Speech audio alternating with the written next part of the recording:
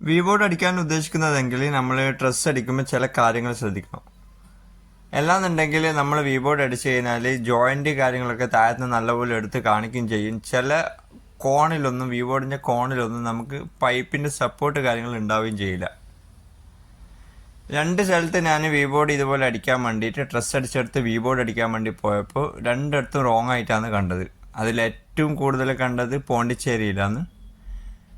പോണ്ടിച്ചേരിയിൽ അവർ എല്ലാ പൈപ്പും ഈക്വൽ ആക്കിയിട്ട്, അതായത് ഫ്രെയിമിൻ്റെ വൃത്തി മാത്രം നോക്കിയിട്ട് അടിച്ചത് കൊണ്ടായിരിക്കണം.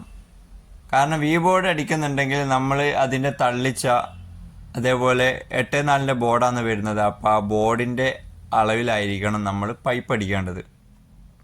നമ്മൾ സാധാരണ ഷീറ്റെല്ലാം അടിക്കുന്ന പോലെ ഈക്വൽ ആക്കിയിട്ട് ട്രസ്സും പെർലിങ്ങും ഒക്കെ കയറ്റാൻ നിന്നിട്ടുണ്ടെങ്കിൽ വി ബോർഡിൻ്റെ ജോയിൻ്റ് കാര്യങ്ങൾ ഉറപ്പായിട്ടും ഔട്ടായിരിക്കും.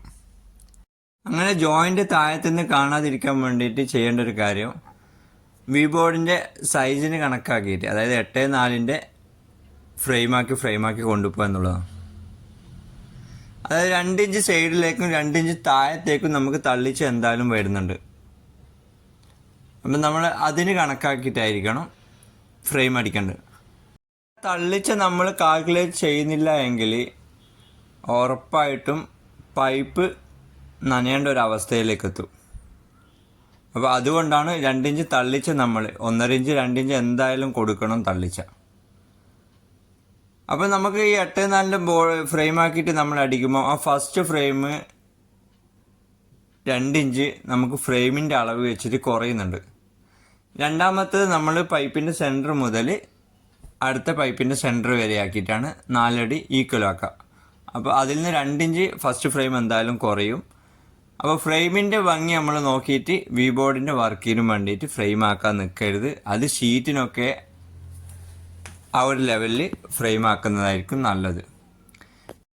പിന്നെ മെയിനായിട്ട് ശ്രദ്ധിക്കേണ്ടത് മൂല ക്രോസ് നമ്മൾ കറക്റ്റായിട്ട് സെറ്റ് ചെയ്യുക എന്നുള്ളതാണ്. എല്ലാന്നുണ്ടെങ്കിൽ നമ്മൾ ഫ്രെയിം കറക്റ്റാക്കിയിട്ട് അടിച്ചാലും വി ബോർഡ് ഇട്ട് വരുമ്പോൾ പൈപ്പിൽ നിന്ന് വളരെ ഔട്ടായിരിക്കും. അപ്പോൾ പിന്നെ വി ബോർഡ് നമ്മൾ ക്രോസ് ചെയ്ത് കട്ട് ചെയ്യലും പിടിക്കലായിട്ട് വളരെ വൃത്തികേടായിരിക്കും. പിന്നെ ഒരു കാര്യം, വി ബോർഡെല്ലാം അടിച്ചതിന് ശേഷം ഫുള്ളായിട്ട് സിലിക്കോൺ ഇട്ട് കവർ ചെയ്യുക എന്നുള്ളതാണ്. ഇതിപ്പോൾ നമ്മൾ വി ബോർഡിൻ്റെ വർക്ക് മാത്രമേ ഉള്ളൂ.